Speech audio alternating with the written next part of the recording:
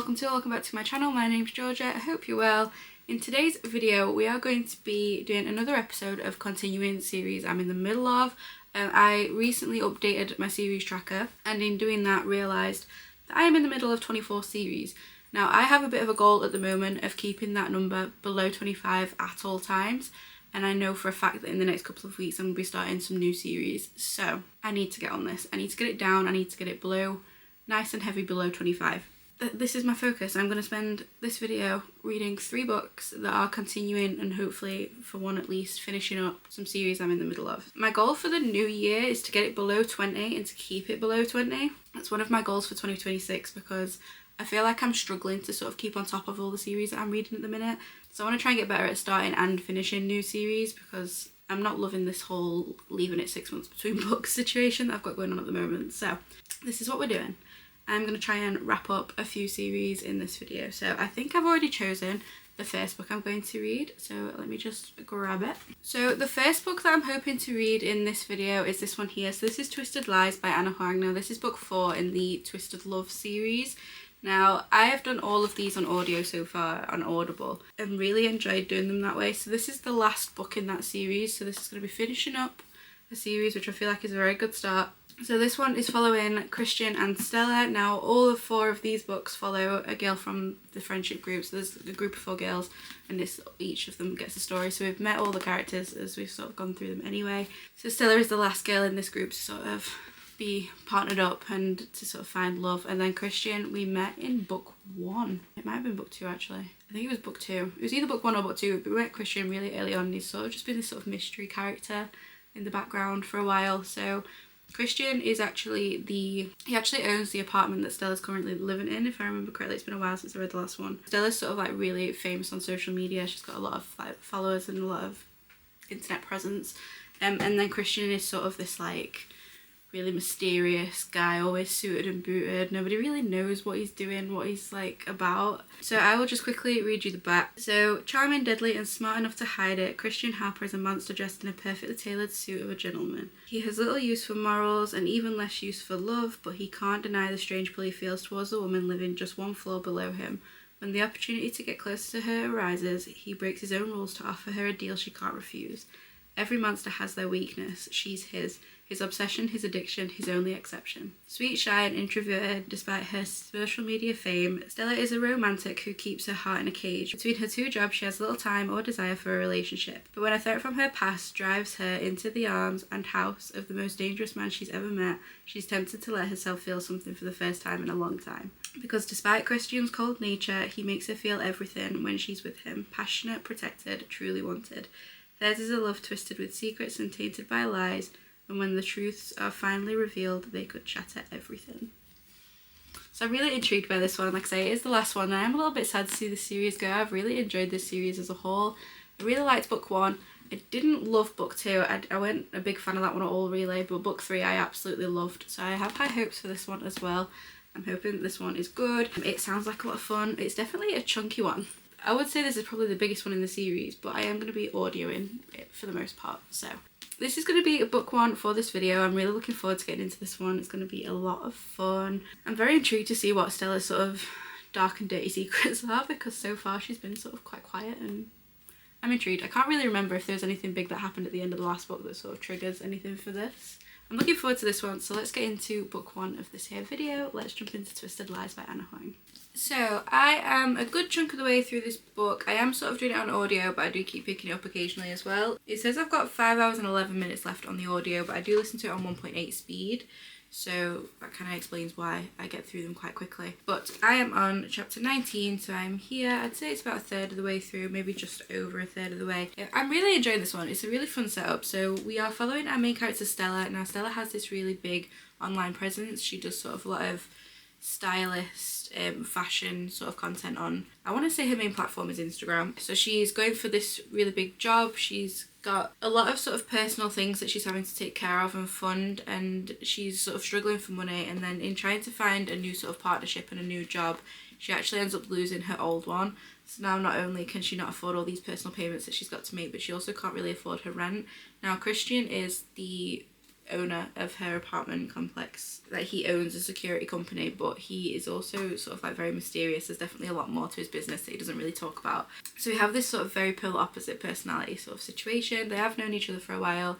Stella and Jules actually moved into the apartment complex together, which is the girl from book 3, but when she sort of got into a relationship with Josh, she moved out, so she's been in this house on her own. So Stella needs this job. Stella's gone for this new sort of job, and Christian was at the meeting when she went there, and in sort of going to this meeting, him being there, he sort of helped her get closer to the runner of this meeting, and this sort of like, it was kind of an interview but not, so it was just sort of like a formal dinner where people were throwing around ideas, but it was also sort of like secretly an interview because they're looking for somebody else to join their sort of like partnership team. Stella's sort of like numbers have started to slow down. She's not getting many new followers. Her page is going sort of a bit stagnant. So they kind of strike up a deal where Christian needs somebody to attend all his like work events with him. Stella's had this idea that she could get a fake boyfriend, and that will really help push her numbers, so she would be more likely to get this partnership. That's the deal that they strike up. Stella previously has had sort of like a stalker. He sort of disappeared off the face of the earth, but in pretending that she has this boyfriend and posting photos of this guy on her page, the stalker's sort of like come back out and started making threats again.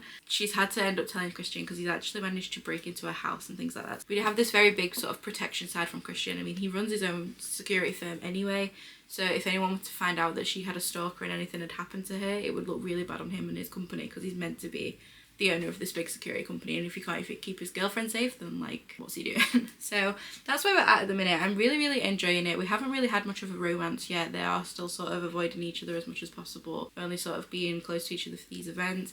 We have had a little moment, and it's one of the macro trips that I really like, and I'm not going to tell you what that was, but we are having a lot of like cute moments sort of popping up, and then Christian being like, what am I doing? This isn't me. Why would I do that? Then going all cold again, basically. But I'm really enjoying this one so far. It's definitely up there as one of my favourites at the moment, I think. I really enjoyed the more sort of like protective side. But then again, all the male characters in these books have been like overly protective and hardcore sort of thing, so I don't really know. But I'm really enjoying it so far, so I'm going to keep reading. I do think we're going to start getting to sort of like the romance side of this now. I do feel like their romance is starting to ramp up, and I'm really enjoying the development of their relationship. So now that I've finished babbling at you, I'm going to get back into this book. I'm really enjoying it so far. I like that we see glimpses of all the other characters, like all the girls from all the other books still like FaceTime each other all the time, and that's how they sort of keep close. We have a lot of FaceTime sessions to keep the girls up to date with each other's lives, and I really like that we're seeing glimpses of the other couples, like Christian and Alex from book 1 are really close friends. Christian was the one that got Reese to work for the princess, which is the story in book 2. So like, I like how interconnected it all is. So we've obviously got the 4 best friends, we've got some siblings, and it's just lovely how all the stories are connected, and I just think it's so much fun. I really enjoyed this series. I've heard a lot of mixed things about it, but I am definitely enjoying this one a lot. I still have a long way to go, so I'd say I'm just over a third of the way there, so I'll come back to you when I've got some more thoughts and feelings on this book, but so far I'm really enjoying it.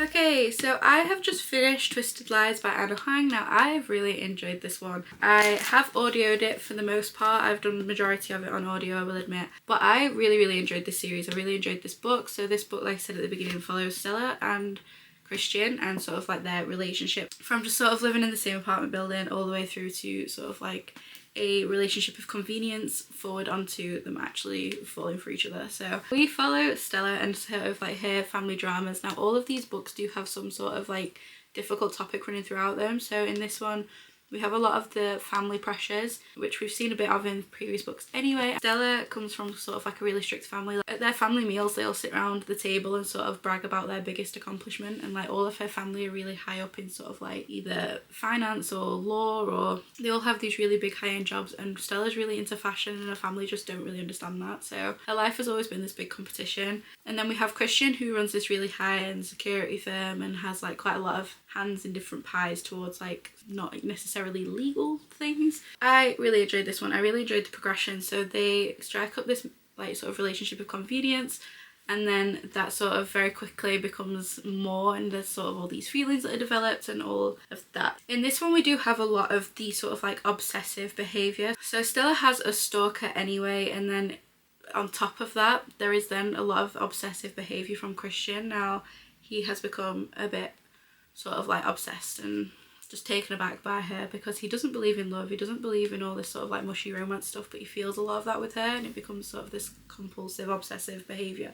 The third act conflict in this did sort of take me by surprise. There were kind of like two in there, and one of them I saw come in, but the other one came first, so I was kind of caught off guard by that. And then obviously this second one that I sort of saw come in then happened as well, but I really enjoyed that, was caught off guard by that, and it wasn't something that I'd really thought about throughout the book either, that was so like smart to put in there, because it would have absolutely happened at some point.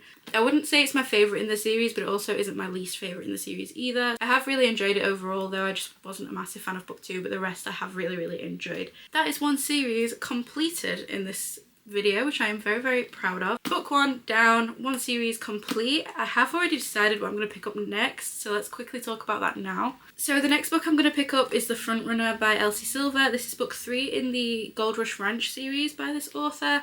I have read all of the Chestnut Spring series, which are here, and now I'm going back and reading this one before I start the Rose Hill series. Now, I haven't had the best luck with this series so far. Book 1 I didn't really like, book 2 I did enjoy. So I'm looking forward to seeing how I get on with this one. But this one does follow a character that I've not liked throughout the series so far, but I think we're supposed to not really like him. He's sort of like all the main characters in book 1 and book 2 despise this guy. So this one follows Stefan and I forgot her name. I want to call her Mira. So Stefan he's sort of like a rival horse racer owner. I feel like in the Chestnut Spring series we follow more of like ranch life, whereas in this series it's definitely more about sort of the horses and horse racing and looking after the horses and things. So if that's more your thing, then I think you'll enjoy this series, but so far I have enjoyed Chestnut Springs more. So just to quickly read you the back, this one says, Stefan DeLuca is infuriatingly handsome and annoyingly persistent. We're supposed to hate each other, but apparently he didn't get the memo, because he's been asking me out for years. I've always said no until today. Today has something that I need. Our time together starts out as a simple transaction. 3 dates, no touching, no telling anyone, and definitely no falling in love. But with every intimate conversation and every stolen glance, the tension between us builds. The way he looks at me gives me butterflies, and when he finally touches me, we sizzle. Stefan makes me feel seen in a way no other person has before. He cherishes my words as passionately as he cherishes my body. He makes me laugh, he makes me blush, he's not the villain he's made out to be. And suddenly I find myself longing for him in a way the people closest to me wouldn't understand. I said DeLuca earlier, I meant Dalka. Giving in to Stefan Dalka is playing with fire, but with him I don't mind the heat. So in this series so far, everybody hates Stefan.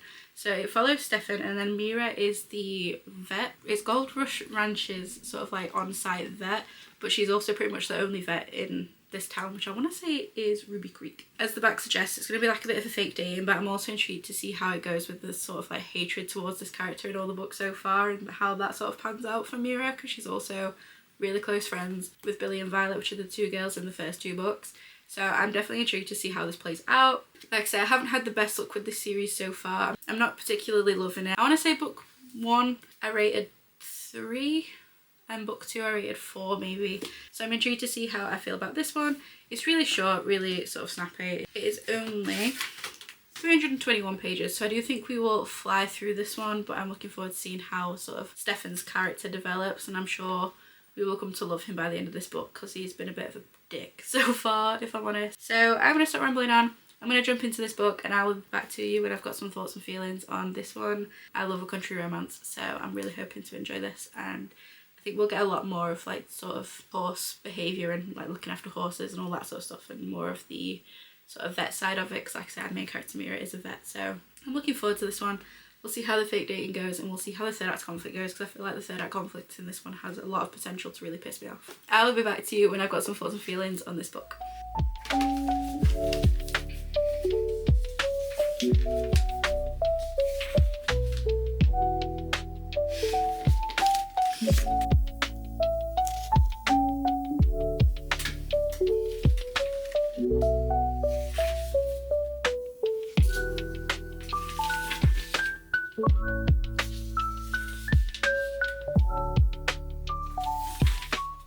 So I'm back with a very belated update. I've actually been really bad and not updated you guys pretty much at all in a long time. So I finished this book. I know I gave you 0 updates on this one, but honestly, This has redeemed the Gold Rush Ranch series for me. I absolutely devoured this book. It was so much fun.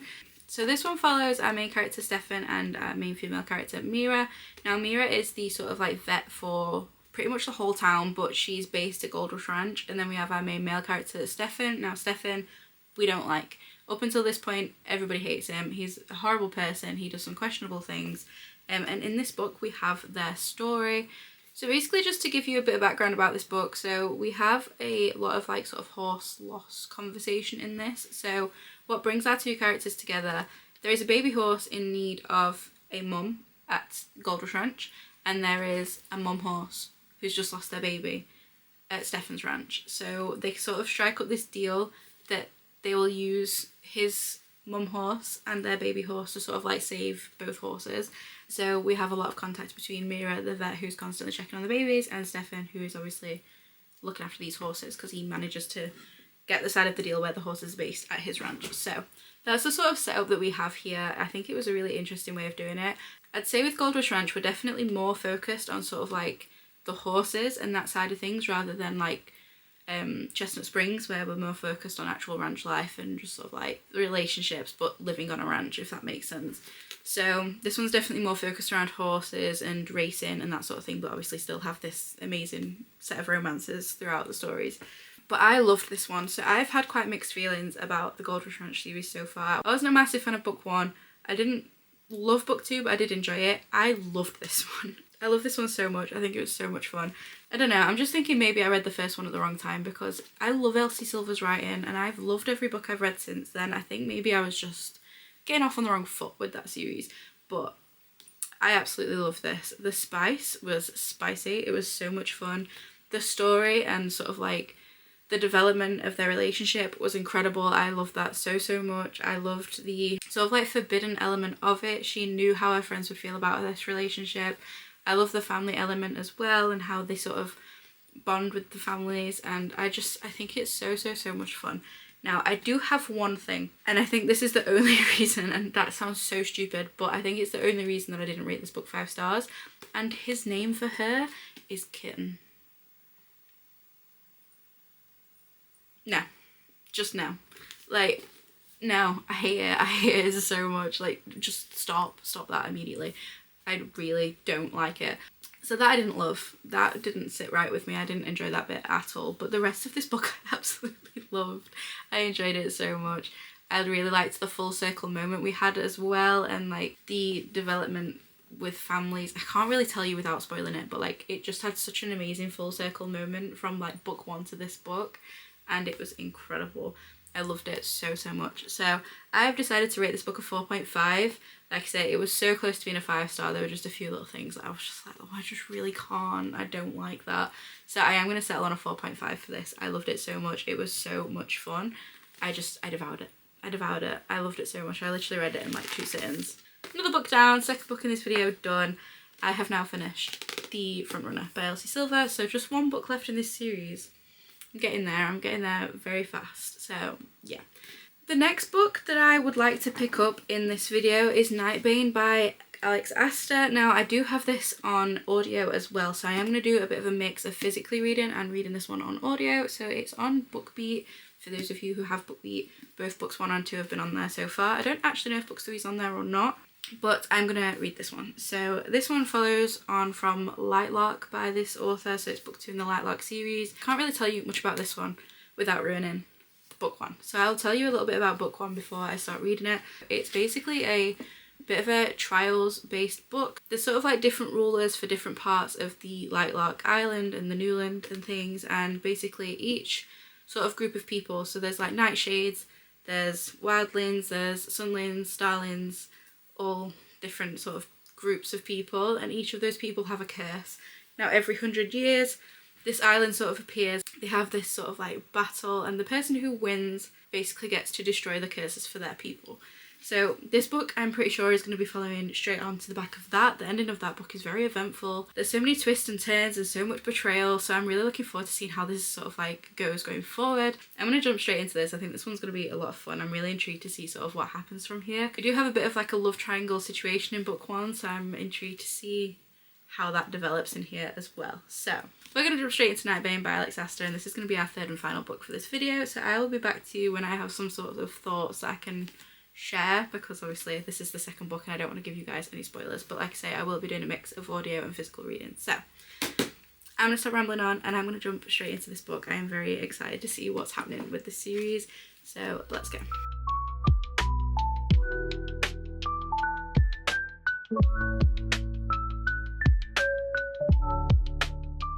So I'm in the perfect little reading setup right now. I'm in my big fluffy pyjamas. I've got my big fluffy blanket. It is like, I'm not exaggerating, like 0 degrees outside. So we have just been sat reading for a good chunk of today. So I'm actually on page 274. Now the chapters don't have numbers, so I don't know what number chapter I'm on. But I am like a good 2/3 of the way, maybe even, yeah, I'd say probably 2/3 of the way through this book. But I think like the ending of this book's going to be very dramatic and there's going to be big fight scenes from sort of like here on out. So I just want to give you a little check-in now. I'm really enjoying this book, and I would probably say I'm enjoying it more than I enjoyed book one, maybe? Ooh, maybe not. Maybe about on par at the minute. So book one, there's a lot going on. There's a lot of different sort of battles and trials and things like that, whereas in this one we have like a dual timeline. It's still from our main character Isla. They say Isla on the audiobook. It's mainly from her perspective still, but we have dual timeline in this. So we have current timeline, and then we also have sort of like a past timeline from when she first met the sort of like Nightshade leader. We are prepping for a big sort of battle at the moment. I'm not going to tell you who the battle's between or anything like that because it's a massive spoiler, but I'm really enjoying the timeline element to this. Obviously book one was just sort of from one timeline, there was a lot going on, it was straight into the drama from the off, but in this one we've had like a lot of development of a relationship between our main character and one of the guys, and also just this big development on sort of like the world building and the fallout from breaking the curses in book one. I said in the previous clip I do think that when I was explaining the sort of setup for Lightlock, that each sort of group of people has a curse, but they also have magic. So it does say it right in the beginning of book one, but like some wielders have like fire magic, nightshades have some form of like shadow magic, wildlings have earth magic, things like that. And we're seeing a lot more of that in this book. There is a lot of development for our main female character, Isla. She's like just so new to everything, to the outside world, to the magic systems, to each of the different sort of people, and she just has a lot of development in this book. Like her character arc in this is just incredible. I'm enjoying sort of seeing her find her feet and seeing how she takes on all this stuff and all this rubbish that she's having to take on at such a young age and being so new to everything. But I'm definitely enjoying the magic side of it. I'm enjoying seeing a lot more of that. I do think it's very fun. So I am enjoying this, and like I say, I am a good chunk of the way through. We have a good chunk still to go. I am very much enjoying this one and looking forward to seeing how this ends, and I have some predictions. I don't think the bad guy's a bad guy. I think this is all just some sort of weird misunderstanding sort of situation, but there is big threats to Lightlock, and I don't think the bad guy's actually the bad guy, so we'll see. But I'm definitely enjoying the dual timeline. I think the dual timeline adds a bit more depth to this story. After the bombshell that's dropped at the end of book one, I'm really enjoying figuring out how we got there and how that actually happened.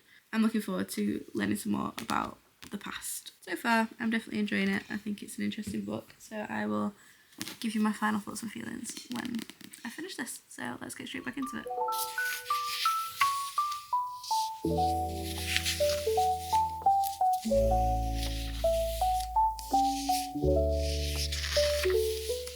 This morning I finished Nightbane by Alex Astor. Now I really enjoyed this one. I think it was probably about on par with the book one, but I still really enjoyed it. I think the development of this story was so much fun. It's really hard to explain this one without giving you spoilers, but I'm really enjoying the sort of dual timeline in this book. We see this really big sort of build up of power and this big war sort of happening or about to happen, and we also get the story of how two of the main characters in this book sort of came to be and how they met, because they really shouldn't have known each other, and then there was this big like reveal at the end of book one, and we see that sort of how that happened and how that came to be in this book, which I really enjoyed. So we do have a big war in this one, like I said, the build up to that, the change in magic, the magic system, how our main character Isla, I don't know how you say it, she says Isla in the audiobook, how she sort of learns to use his power and to make the most of this power. I find all that really interesting and really fun. And I really enjoyed the twist at the end of this one as well. The triangle in this is incredible, and how it sort of like twos and throws is incredible, and like the ending of this one really intrigued me. So I'm really looking forward to reading book 3. Now I did recently buy book 3, it only recently came out on paperback. I've been waiting for the paperback one, because obviously I've got book 1 and book 2 in paperback. So this is book 3. I think this one's stunning. I have also seen it in pink, but apparently it's the same thing. She's just done sort of like 2 colour schemes with it, which I find really exciting. So I'm looking forward to seeing how that sort of like wraps up in this one. There is still one more after this one. I am 2 books off the end, and I also have the Grim and Oro novella as well that I really want to read. So I do still have a way to go with the Lightlark series, but I'm really looking forward to seeing how the ending of this one sort of like wraps up in this one. So each book so far has had a bit of a cliffhanger ending, so I'm going to be really mad when I finish this one, because there's not even any talk or potential release date of the paperback version of book 4. So that's going to really piss me off. So just to sort of like wrap this one up then, I'm probably going to rate it, I can't remember what I rated it on Goodreads. I want to say I rated it a 3.5, which is the same as I rated Lightlark, which is book 1 anyway. Yeah, I rated this one a 3.5 star as well. I did really enjoy it. I think it's very different to book 1. Book 1 is definitely all the trials and the challenges, where this one is pretty much the whole book is prepping for this war. This is our final book for this one, and I rated this one a 3.5 stars, so I did enjoy it. Probably about on level with the other one. Still a really fun time. That marks the end of this little video then. So these are the books I've read. So just to quickly recap, I read Twisted Lies by Anna Huang. I rated this one 4 stars. I did really enjoy it. Really fun addition to the series. Not my favourite in the series, but definitely up there as one of my favourites. We then have The Frontrunner by Elsie Silver. This one I rated 4.5 and is my favourite in this series so far. It has absolutely redeemed this series for me. I really enjoyed Stefan and Mira's story. Really liked all the sort of elements and microtropes and things in this one as well. And then finally we've just finished Nightbane by Alex Aster. I again really enjoyed this one. Definitely a fun fantasy adventure. Lots of world building in this one as well, so I'm intrigued to see where this story sort of goes from here. So we have completed one series, and we are one book closer in both of these series as well. So we're definitely getting there and finishing up some series like I had planned to. So that is everything for this video. I really hope you enjoyed it. If you did, don't forget to like, comment, subscribe, all that fun stuff. And as always, my social media, my Amazon, my Goodreads and my business email are all in the description bar below. Thank you so much for watching. I really hope you're well. Take care. Bye.